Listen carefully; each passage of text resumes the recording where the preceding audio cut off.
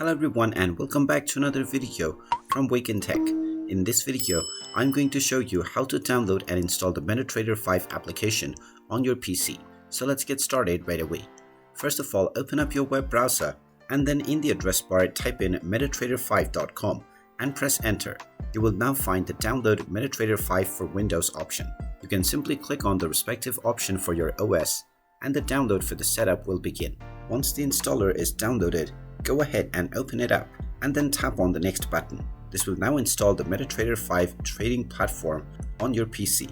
Just wait for a while until the installation is completed, and when it is done, you will find the Metatrader 5 application shortcut on your desktop. You can then click on the finish button and now you will see the Metatrader 5 shortcut, which you can double click in order to start using Metatrader 5 right away. And there you have it. That is how easy it is to download the Metatrader 5 application on your PC.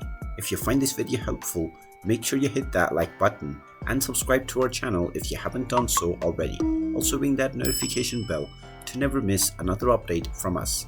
Thank you for watching and I will see you again in the next video.